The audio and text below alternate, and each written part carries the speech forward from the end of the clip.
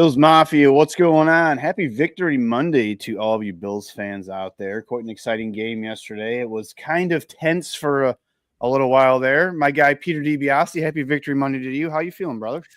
Good. Happy Victory Monday to you too, Dave. I did not think we would be talking about this or talking about a Victory Monday maybe with 5 minutes left in the game, but the Bills did some magical stuff, 21 points in about 4 minutes and change, which I guess that will help you lead to victory. But it was one of those Bills games where you kind of scream at the TV for about 95% of the game, and then you sit after the game and you're like, oh, they actually won the football game. So I yelled basically the whole game at them, and then they actually ended up winning the football game. It was one of the – we talk about games of the year. I don't know if it was at that level, but it felt like almost that game of the year. And for most years, the Bills have been on the losing side, and I feel like two of the games of the years, Bills versus Ravens week 1 and then Bills versus Bengals this past Sunday, the Bills are 2-0 in quote-unquote games of the year. So that feels good.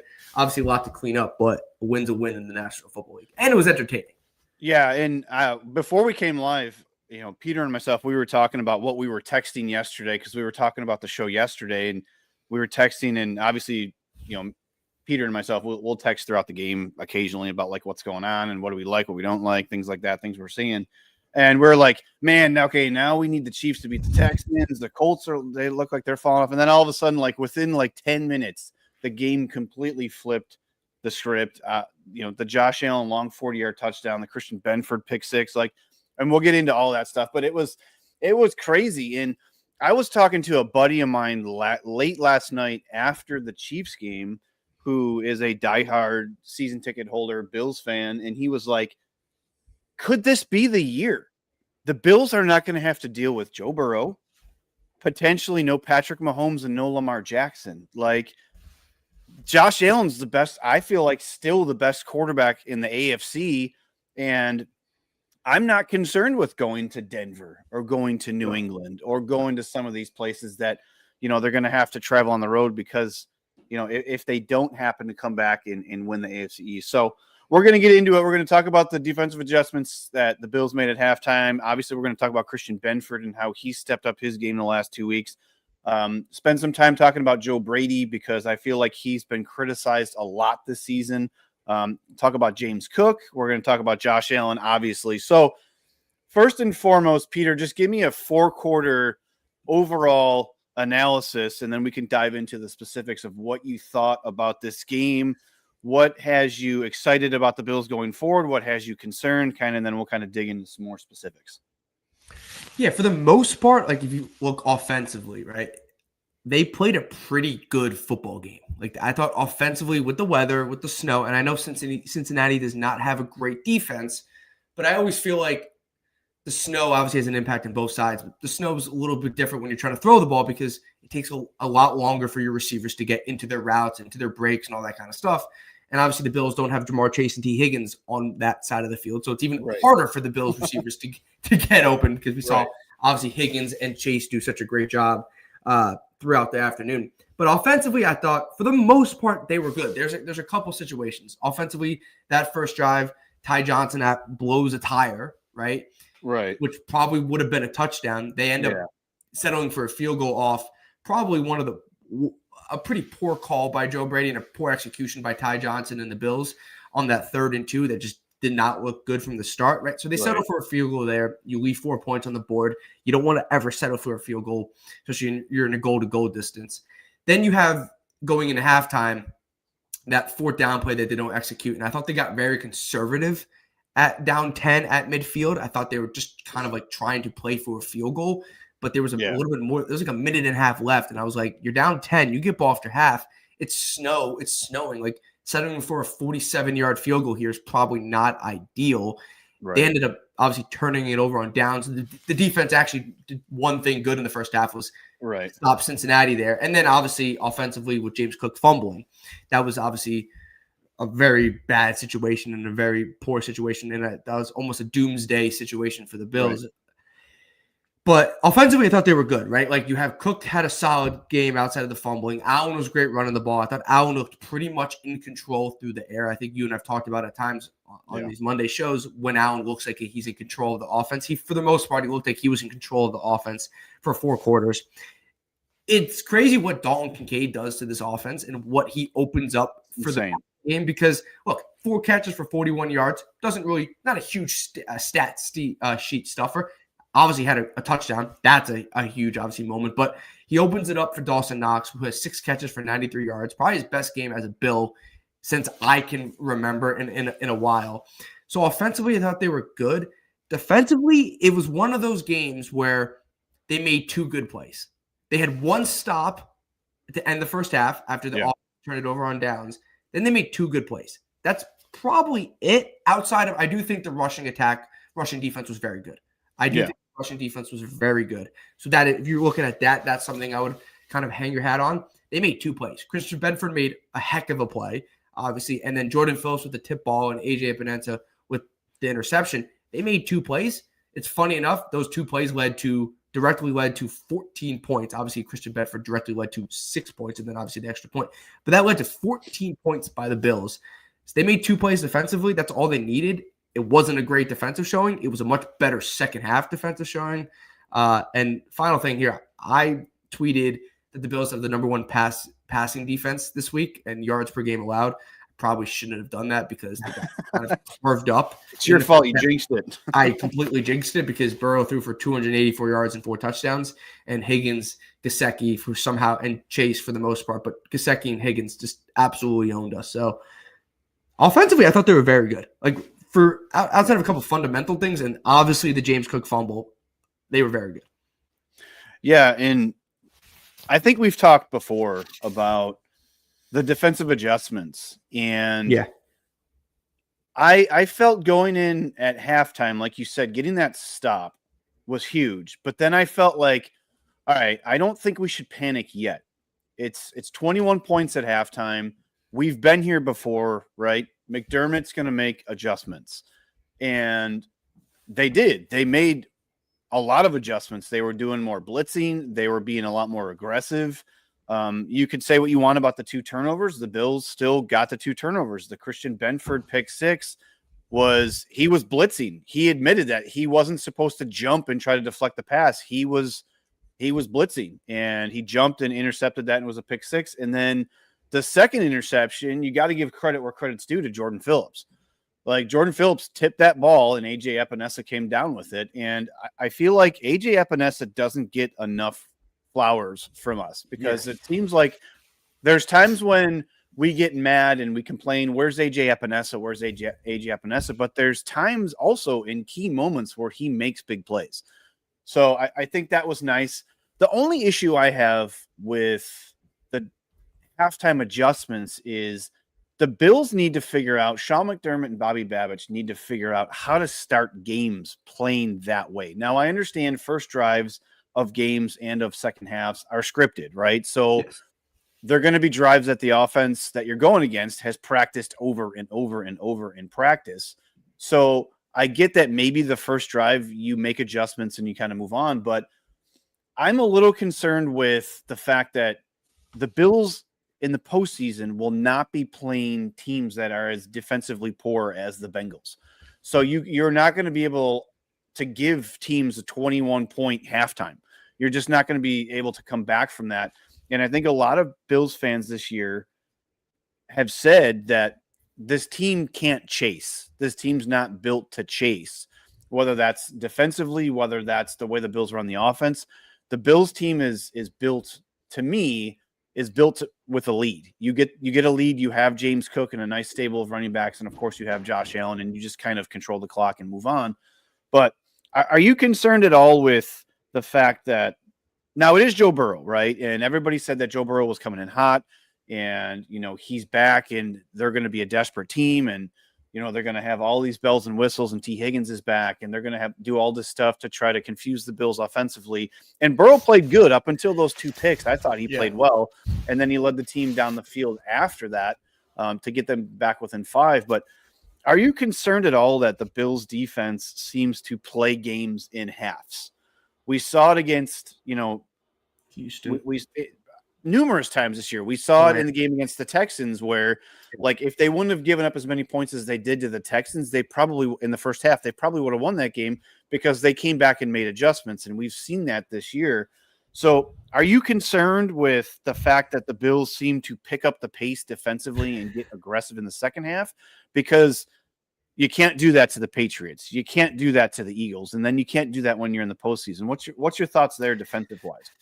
Yeah, like the Atlanta game, they did that. In the Houston game, they did that. The only difference is the offense didn't make adjustments in the second half, and the offense was poor. So ended up being 2 losses. This time, the Bills' offense, for the most part, was humming in the first half, outside of a couple of things. And then obviously in the second half, they went on an absolute tear. I'm concerned about that because, like you said, they play Patriots on Sunday, and they play Philly in a couple of weeks, and then you're assuming when they play playoff teams that are good enough, and you never know, the AFC playoff is a little bit of a wonky playoff picture to teams that we're not used to seeing. Like we mentioned, no Kansas City, potentially no Baltimore, definitely no Cincinnati at this point. That you're going to play good enough teams. Like if you play Denver, right? Denver's defense is really good. Yeah. I don't know if you can come back and just from 10 all of a sudden and just kind of go toe-to-toe with them if your defense is not showing up in the first half.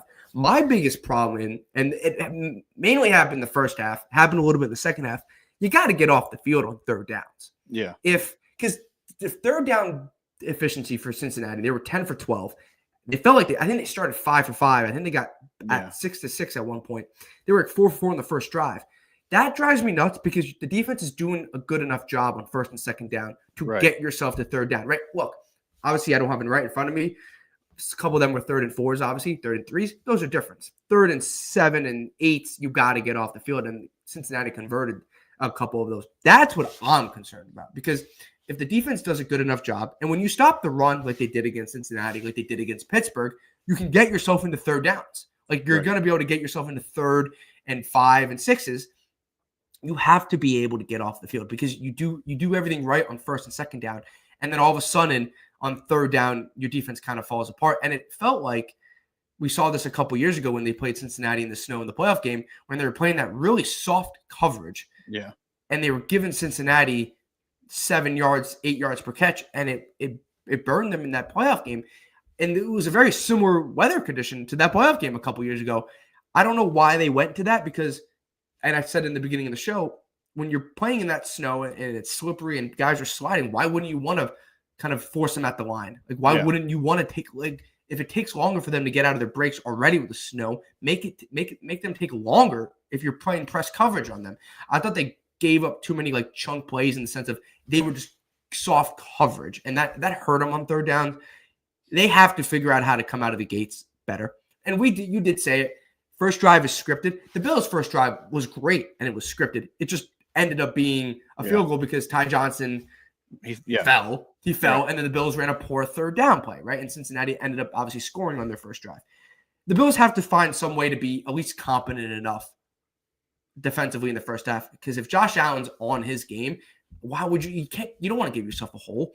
Like, and it's frustrating. I like the adjustments because it's going to help you win games. Helped you win a game yesterday against Cincinnati, but you have to find a way to start better. But I would be more concerned about 10 for 12 on third downs. Like, it's hard to win football. The Bills won a game yesterday doing that, mainly because they had 2 huge plays, and then obviously the offense was great.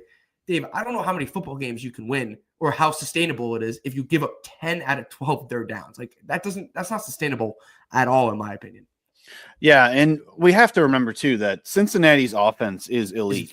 Let's be real. When Joe Burrow is playing, it's elite. And it's a top 5 offense in football with Joe Burrow, Jamar Chase, and 100%. 100%. And when they came down in their first 3 drives were 21 points, I was thinking to myself, what is going on? This like Joe Burrow is just like the kryptonite to Josh Allen in Buffalo in snow. Like, they just can't figure out how to stop it. And then kudos to McDermott. He did figure it out in the second half. Again, they got aggressive, and maybe that forced some things from the Bengals to cause some turnovers and things like that. But let's talk about Christian Benford, because I was highly critical of Christian Benford through the first 8, 9, 10 games of the season. Now, I'm not going to talk about the advanced analytics where people say, well, he's not giving up big plays and he's containing what's in front of him and this, that, and the third. But when you look at guys who are all pros, and when you look at guys who are the cream of the crop, like the NFL Defensive Player of the Year nominees, it's the guys that have the interceptions and the fumble recoveries and the sacks and all that stuff. And I feel like I got kind of duped into that whole, well, he's not making any splash plays, right? He's not like when Rasul Douglas got here a couple years ago, like he made an instant impact with those negative plays for the opposing offense where he was forcing fumbles, he was getting interceptions and doing that stuff. Yeah. But the last 2 weeks, I feel like I've changed my outlook on how we should judge players that are given these contract extensions. Now, I've been hard on Greg Rousseau and I've been hard on Terrell Bernard, and rightfully so, I feel like. But looking at Christian Benford, I feel like you have to take the entire body of work of a season. Maybe it's just right now where he's hitting his stride. Maybe it's just right now where he's gotten comfortable enough in the system, in the flow of the game. Not saying he's needs to learn how to play in the flow of the game, but I think it's just we should never kind of just prejudge these contract extensions until we let a season play out, because in the last 2 weeks, he scored 2 touchdowns. He's got 2 interceptions. He's had 2 sacks. I mean, he was the only guy for the Bills that had a sack yesterday. So it's like he's making impactful plays, and I feel like that's where the recognition is going to come in from him. I mean, he altered that game with that pick six. Correct. Like yes. that gave the Bills their first lead of the game. The Bengals had to play from behind for the first time. If you look at the touchdown he scored in the Steelers game, like that was the Bills' first touchdown of that game. It started the second half off with, gave the Bills kind of that oomph that they needed. So what's your thoughts on Christian Benford? Because even last year, going into the year where he was going to get his extension, like last year, he didn't have the flashy stats, but he didn't also give up the big plays, right? He wasn't being called out in the games. And I guess that's good when you're a corner, because that means you're not getting beat or you're not just the guy that's tackling the guy that caught the ball, right? Yeah. So what's your thoughts on Christian Benford? I love analytics and I love reading underlying stats and all that kind of stuff. And I know you do too. But but those are cooler for guys that are coming kind of out of the radar, or a guy that you just drafted. I'm not saying this. Maxwell Harrison's PFF grade or Maxwell Harrison's coverage grade. You're like, oh wow, he's having a better year than I thought. Right? I'm using him as an example. He's a rookie. Yeah. But when you pay a guy $75+ million, you want that. You want the underlying stats. You want the coverage grade. You want, he was going up against this receiver. He only gave up 1 catch for 5 yards. You want those stats. Those stats are really good. And I like how you mentioned that you don't want to hear his name on the broadcast. And I said that a couple weeks ago. You don't want to hear Christian Benford's name on the broadcast unless it's a pick or a fumble recovery or anything. But when you pay a guy a lot of money and you expect Pro Bowl to potentially all-pro level football, which I think we're getting at this point in the last couple of weeks from Christian Benford, you want splash plays. Those don't mean recover a fumble for a touchdown and have a pick six. 2 absolutely game-changing plays. But those are the plays you want. Right. I think those are a different extreme. I don't know what it is, and maybe he's always been having a better year than I think people maybe have given him credit for. I think there was at times I was highly critical of him this year. I think he started slow, but you can't undermine the fact that he's made 2 incredible plays in the last 2 weeks. And yesterday's pick six was one of the better plays I've seen from a Bills defender in a while. It was just pure, he mentioned it, he wasn't supposed to do that. Yeah. That he was supposed to come off the edge and blitz. He saw Joe Burrow throw. If you watch that back, Joe Burrow threw a really weird pass. It was a weird, he kind of hesitated as he probably saw Benford coming at him, and he still threw it. And then obviously Benford makes a great play and takes it to the house. The Bills were down 3 with 5.5 minutes left in the game at that point, and Cincinnati was moving the ball down the field. And it didn't look like, and I said it to my brother, who's not a Bills fan, but I was watching with him.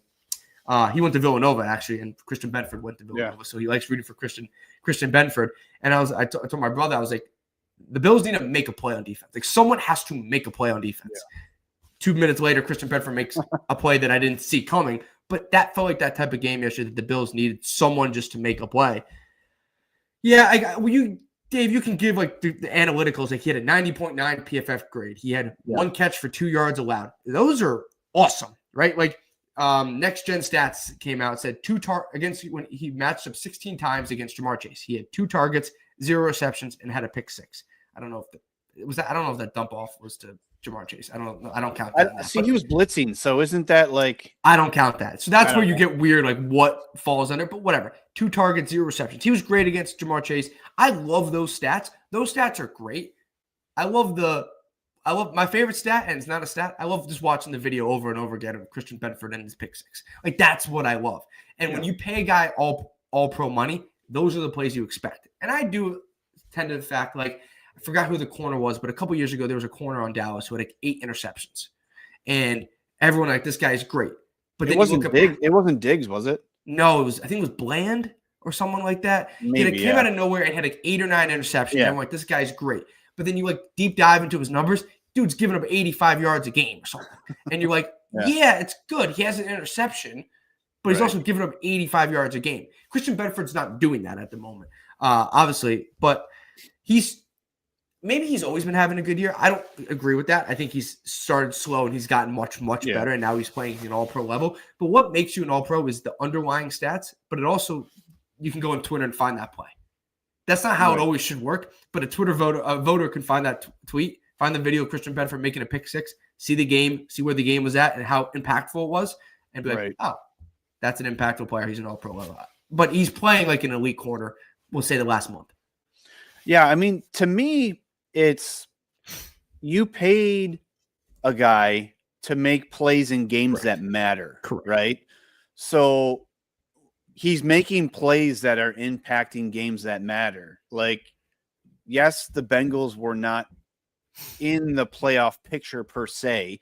They could have been if they would have, if they won out. But big play against the Steelers, a team that is vying for a playoff spot with you, and you want the head-to-head win. Big play against the Bengals. Like, you're paying guys like Christian Benford to make plays hopefully now and hopefully in January and February, and that's when the good to really good players are supposed to make impacts, and that's what he's doing. So I think that, going forward, a lot of the talk about, well, did these guys deserve the contracts or not? I think we just kind of have to let things play out and see where it goes from here. So let's talk about, you mentioned the Bills offense when we started talking about the game yesterday. How do you feel the game was called from Joe Brady's perspective? Do you think that he called a good game? Do you think that it was balanced enough? Do you think that he went to the well too much? Do you think, like Deion Dawkins does, that he has a call in his headset that says, Josh, just go do whatever Josh needs to do, which I thought was hilarious. So what's your thoughts on Joe Brady? Because I myself have been highly critical, as a lot of Bills fans have, with seems like he can't figure out the recipe. Like, a couple games this year, it was good. A couple games this year, it was like, you're going up against a team with a bad run defense. You're going to run the ball. He did. You're going up against a team that's got a poor secondary. You let Josh do his thing in the second. The Bills receivers and tight ends and whatnot actually played well, and Josh performed. You're looking at yesterday, and I think the biggest story coming into the game yesterday was the Bengals can't cover tight ends. They've given up more yards, touchdowns, receptions than anybody else in the league, and it's not even close.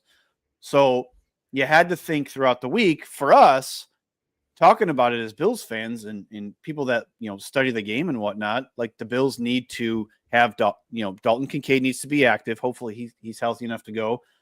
And Dawson Knox kind of needs to earn that contract that he's getting paid, right? And we've seen it throughout the year where Dawson Knox has made some plays. It's whether it's just one big catch that keeps a drive going or whatever it is, nice play in the blocking game, whatever it is, it seems like I wasn't prepared for him to have the game he had yesterday. So talk me through what you thought about Joe Brady and how he attacked the Bengals defense, the really bad run defense, really bad pass defense. I guess it's kind of pick your poison at this point with the Bills offense.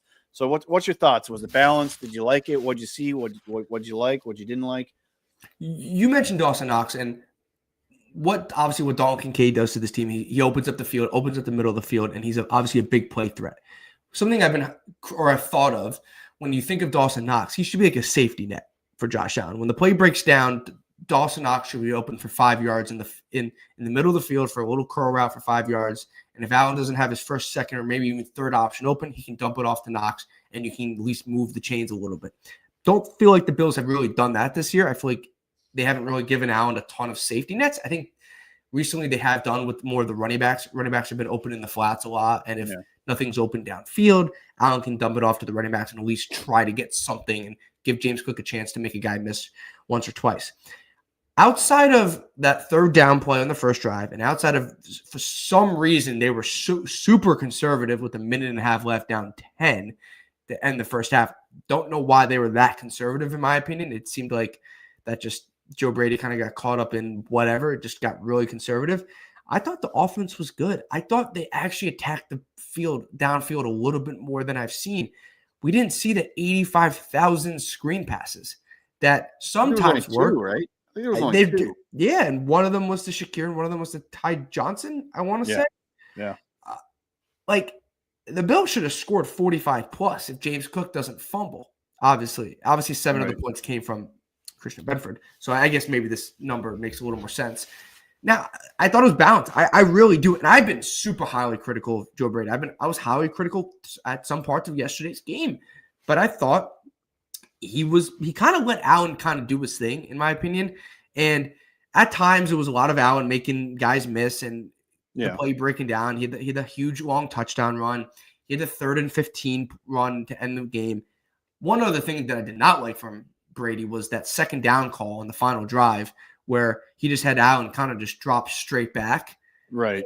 I thought, and I think Greg Olsen said it on a broadcast, why didn't they have that when Josh rolls out and kind of can run or dump it off, give him an option, and if no one's open, he runs for 3 yards. Yeah, and if you look at all 22, nobody was open. No, that's why he was like, it was bad route concept, and nobody was open. It was on that play on 2nd and 7. If you have Allen roll out and the guy in the flat's not open, like it's usually either a tight end or running back, Allen runs for 3 yards, stays in bounds, clock keeps moving, which it did. But instead of 3rd and 15, it's 3rd and 4, and it opens up a lot more variety of what you can do. 3rd and 15, that's not Joe Brady. That's Josh Allen being Josh Allen. So that's not. And a lot of times it was Josh Allen being Josh Allen. You have to let Josh Allen be Josh Allen for this offense to succeed. I thought, look, I don't know what to do with the Bills receiving core anymore. I think it just is what it is at this point. We are 14 games into the season. Well, there's nothing you can do about it now. Into the season. Yeah, you're 13 games into the season right now, and your highest leading receiver-wise was Gabe Davis with 2 catches for 21 yards, Shakir had 2 for 16, and then Shavers and Keon Coleman each had a catch. Or Keon had 2 and Shavers had 1.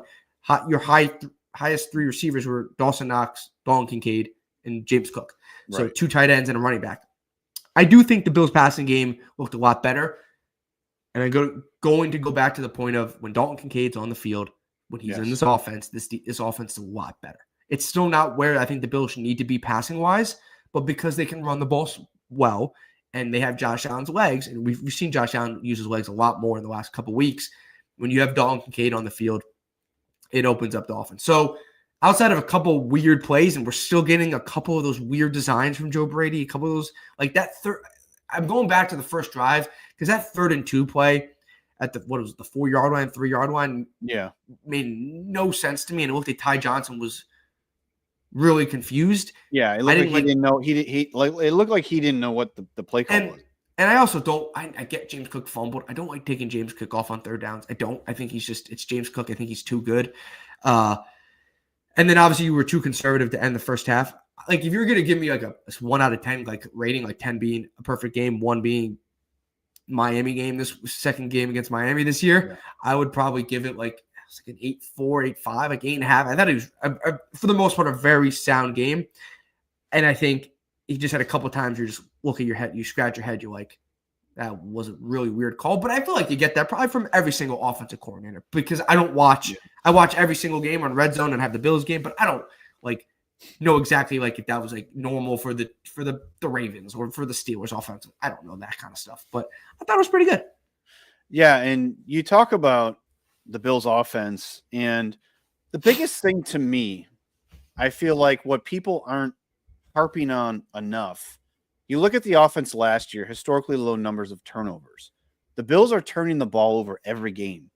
And I feel like that is a huge part of the struggles of this offense, where it looks like they have a 7, 8, 9 play drive, and then there's a turnover and they can't finish the drive, but they've eaten up a ton of clock.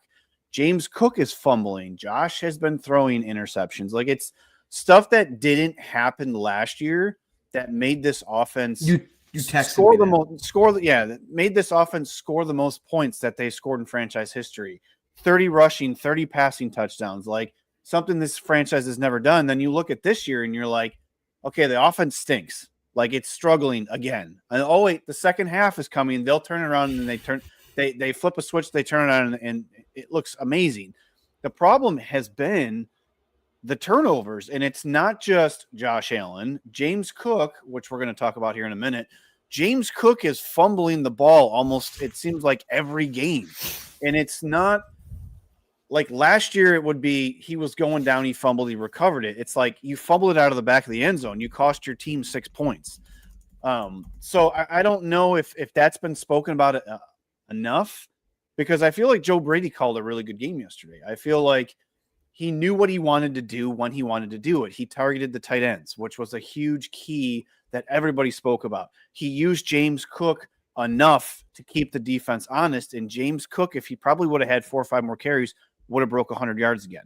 So I think, to me, what's being slept on is the fact that the Bills turnover battle that they had all last year that they won, and even into part of the season this year in the first 4 games, they were winning the turnover battle. And now they're struggling just to break even. Like, it looked like they were going to lose the turnover battle again yesterday. And then they had those 2 interceptions in the second half that completely turned the game around. And I feel like when the Bills are playing not from behind, and I feel like Josh Allen, when he's playing, even if it's the smallest of leads, I feel like there's a different confidence level to what he's doing. Does that make sense? Like, I feel like he feels like, all right, I have to put this game away. Correct. And that was that incredible run on 3rd and 15. Like, and we're going to talk about Josh here in a minute, but I want to ask you about James Cook, because last year wasn't an issue. I think he had 2 fumbles, and I don't think he lost either one of them. I think the only person that turned the ball over last year was Josh Allen. He had 6 picks and 2 fumbles. So are you concerned about James Cook? We know how elite he is. We know the vision is great. We know that the breakaway speed is great. 16 touchdowns last year. He's probably going to hit double digits again this year. I'm hoping that he can get close to almost 2,000 yards from scrimmage. I think he needs like just under 500 in the last 4 games. So is there concern that, he's now turned the ball over consecutive weeks? He's cost the team points. And I feel like watching him carry the ball in the second half, he was carrying the ball different. Did you notice he was carrying the ball with 2 hands, which I understand he's a running back. I get it. But that's not James Cook and how he runs the ball. If you're on the 1 yard line and you need 4 rush attempts for a touchdown, that's fine. But when you're cutting through holes at midfield, I feel like that's not conducive to how he plays his game. So what's your thoughts on James Cook? Are you concerned? I think you have to be concerned, not because of who James Cook is as a player, just because of the stats that are telling you. He leads among running backs. He leads the NFL in fumbles. Yeah. So that's a problem. So, like, you can say you're not concerned, and then you look at that stat and you're like, don't I have to be concerned? Right. Like, you have to be concerned. The first fumble he had, and when it was first down, it was a great run. Obviously, the Bills got not bailed out, but they got a little lucky that the ball didn't go shoot through. It didn't really matter at the end of the day because they ended up fumbling again. But putting that play in a vacuum, or that play in a vacuum there, the Bills got lucky that the ball didn't go through the end zone and went out of bounds. Obviously, it also came back because there was a hold on the play. But you're told as a running back on first down, don't reach for the pylon if you don't have to. Right. Right. You only reach for the pylon if it's 4th down. And this is it. Like, I need to score a touchdown. If I don't score a touchdown, they're getting the ball anyway. I might as well reach. I have to reach for the pylon. Right. Like the play he made against the Chiefs last year in the AFC Championship game. Yes. That's the play you have to make because it's 4th down. Because, if I don't reach for the pylon, I get stopped at the 1 yard line. Well, we don't score a touchdown. That's bad. Touchback, whatever. I need to score a touchdown here. On first down, you never reach for the pylon because the worst case scenario is if it goes through the end zone, if you don't reach for the pylon, you just get the ball at the 1 yard line, and it's first and goal at the 1 yard line, and you have 4 plays to get 1 yard, right? You take those chances. So I think that was a miscue of just that's not. And obviously this week in the meetings for the Bills, I'm assuming the Bills running back coach is going to tell them you don't reach on first down. Like that's stuff that you don't do. The second one was just it was a good play, and he didn't hold on to the ball. But I am concerned because the one against Pittsburgh was a self-inflicted fumble. Yeah. It was he fumbled it off his knee. He knocked it out himself. The one against Cincinnati yesterday, the one that he lost, not the one that they didn't lose, was a defender. A Cincinnati player made a great play. It goes back to the fact that the Bills' offense is not good enough, in my opinion. They were yesterday, but they also had 2 turnovers by the defense, like you said, to lose turnover battles consistently. Like it just can't happen. The other point of it is you can't take James Cook off the field. I like Ty Johnson. I think I think he has a valuable piece to this team. I like Ray Davis. They didn't use Ray Davis at all yesterday, but Ray Davis, I think he needs to be. Oh, I guess that's a knock on Joe Brady because I thought Ray Davis was really good against Pittsburgh, and I would have given him a little bit of change of pace to give Cook a couple carries off. And obviously after he fumbled, I would have incorporated Ray Davis because he was great against Pittsburgh.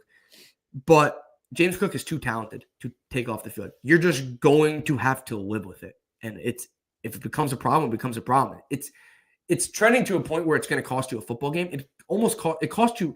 It didn't, but it did.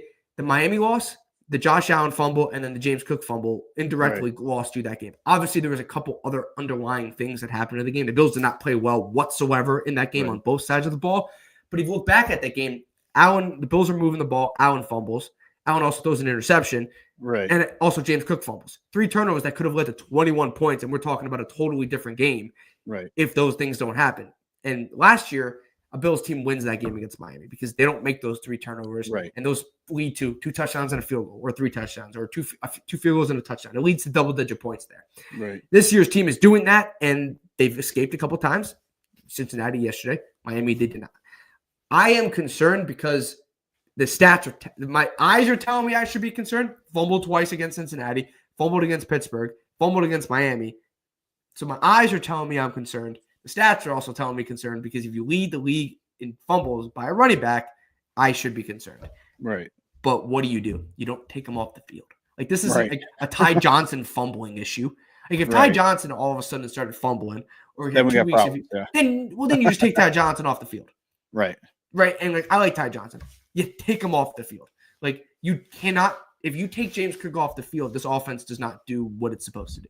So I expect another 15 to 20 carries against New England on Sunday. And I just cross your fingers, I guess, Dave. Like I at this point, I don't know because it's concerning. The graphic Fox put up was concerning, but you have to just keep rolling them out. Obviously, there was a couple short yardage situations after he fumbled when the one he lost he was not on the field. And McDermott's very huge about ball security, but you're gonna have to live with it.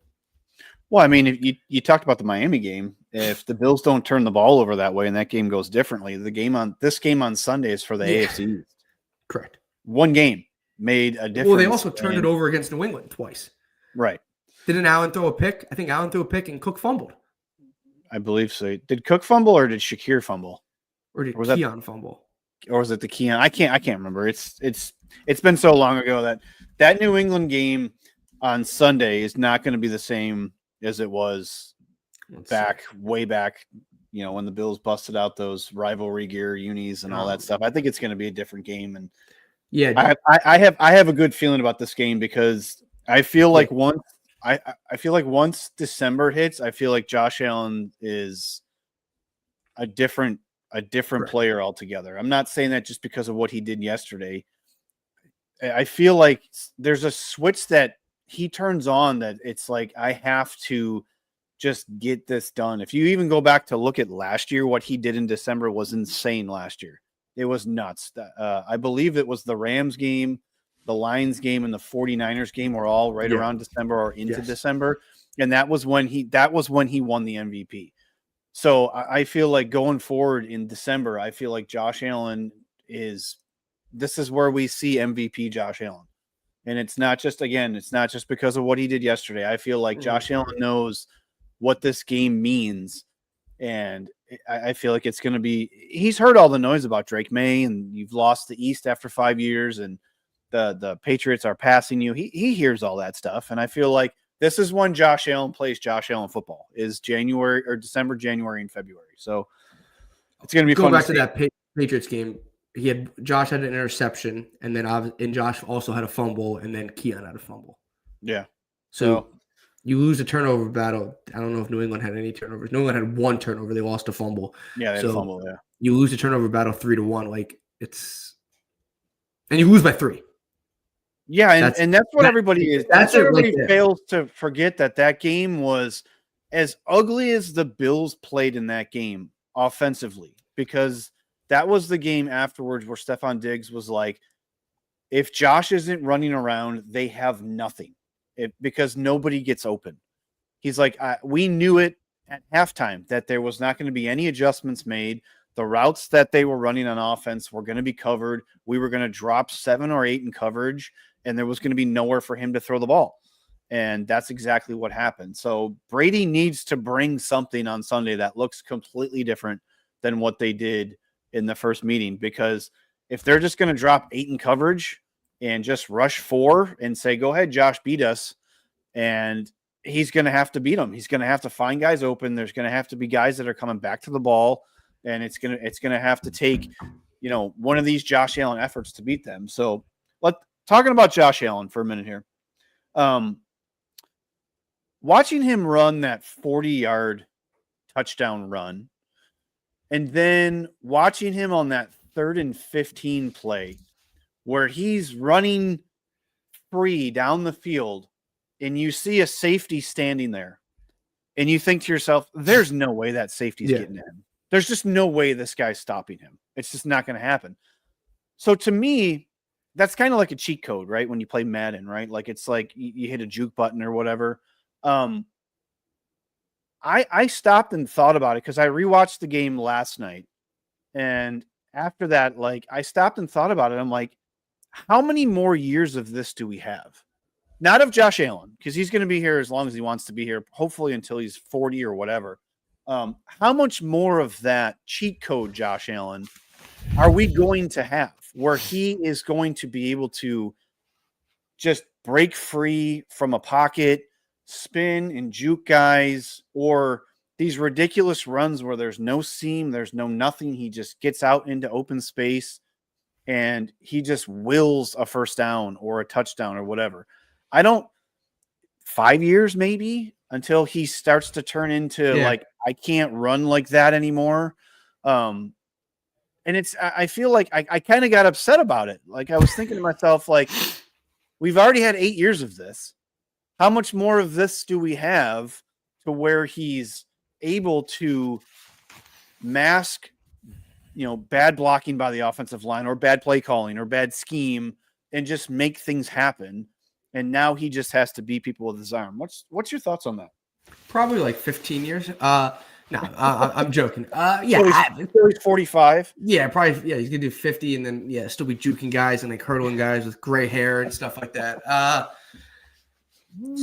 don't know. I don't want to say it because I agree with you. It's sad. What is he? 28 years old, I believe. Off the top, he'll be 30 in May. So he's 29. Yeah. Okay. He'll be 30. I believe his birthday's in May. He'll be 30. That's why, like, that's why people are so highly critical of Brandon Beane. Yep. And the receiving core and just the roster in general, because people know deep down that this isn't always going to happen. Like, the Bills aren't always going to have Josh Allen being able to. So I don't want to 40 yards. No, you're good. But do you think that's why people have been highly critical, especially this season? Yes. Seeing how close they got last year. Yes. And the question is, they're not just one piece away. And I will beg to differ and say that if the Bills had an alpha number 1 wide receiver that played in that game against the Chiefs, the Bills would have beat the Chiefs, because Josh Allen was throwing up a wing and a prayer to Dalton Kincaid. No knock on Dalton Kincaid, but if you have a Jamar Chase or even a T. Higgins, or if you have a JSN or one of these guys, like, you have a guy that can make a play. He can will a team by making plays when it matters. And the Bills didn't have that last year. And I feel like that was part of the biggest gripe about not upgrading the position, because I'm going to be honest with you. Joshua Palmer did not upgrade this offense. I'm No. going to be 100% honest with you. I liked the signing. I think he brings value to the roster, but he did not upgrade the roster over what they had last year. It was a Mac Hollins replacement, and the season has played out, and you can't fault guys for injuries, but he's not been available. And if the Bills give Josh Allen what he needs to be successful, we don't have to have these conversations about Josh Allen will be in year 9 next year. He's going to be 30 years old, and he's not going to be able to play backyard football for maybe just a few more years. And that's what's the most frustrating thing about it, about watching him for 8 years just be the leading NFL quarterback in rushing touchdowns of all time. I feel like every week there's a stat that comes across the screen of a record that Josh Allen's broke. The newest one yesterday, he's the only quarterback in NFL history to have 3 seasons of 20-plus touchdowns and 10-plus rushing touchdowns. And that's why people get frustrated with, they feel like we're wasting the prime Josh Allen. So anything else you want to add? I didn't mean to cut you off, man. No, you're good. And I think that's why people are frustrated in this season. Like, it's a reason because the receivers are not as good as they're supposed to be. They haven't built enough talent, weapons-wise, around Josh. But you also look at the AFC landscape, and people are like, holy crap, guys. Like, are we missing out? Cincinnati's not in the playoffs. Kansas City's currently 6-7, and the Ravens are currently 6-7. Ravens are both outside looking in. And right now, if the postseason started, the Bills are the 5 seed. They actually have a nice, solid draw, in my opinion. Go to Pittsburgh. I think we saw what happened last time they went to Pittsburgh. I don't think that's a problem at all. They're like, oh my God, like the Bills are. I think the Bills are probably still the favorite to win the AFC at the point. If you look at FanDuel's odds at the moment, I don't know what exactly they are, but I bet you if you looked it up, the Bills are right 1 or 2, and not even leading the division right now. So FanDuel believes that the Bills still can get to the Super Bowl. Yeah, like you've been to 2 AFC Championship games with Josh. You've lost twice, both to Kansas City. You lost a couple of divisional round games to Kansas City. You lost a divisional round game to Cincinnati. So you've had the notion that you haven't had success is a bad notion. In my opinion, I always don't think everyone's like it's championship or bust. Well, then every single season that you don't win a championship is not fun and it's not enjoyable. No, is it disappointing? Yes. The Bills have had success under Josh Allen. If the Bills never win a Super Bowl under Josh Allen, knock on wood, I'm putting an example out. It's still a successful run with Josh Allen. You're gonna leave a taste in your mouth being like, okay, what could have been, and should the Bills have won a Super Bowl? And yes, they should have won a Super Bowl if they never do with Josh Allen.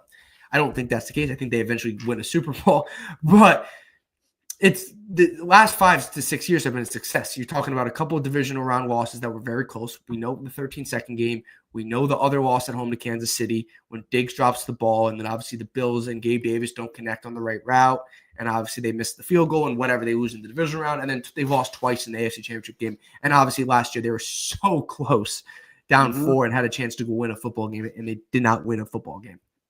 They're right there. It's frustrating that I don't know if there's enough talent to get there this year.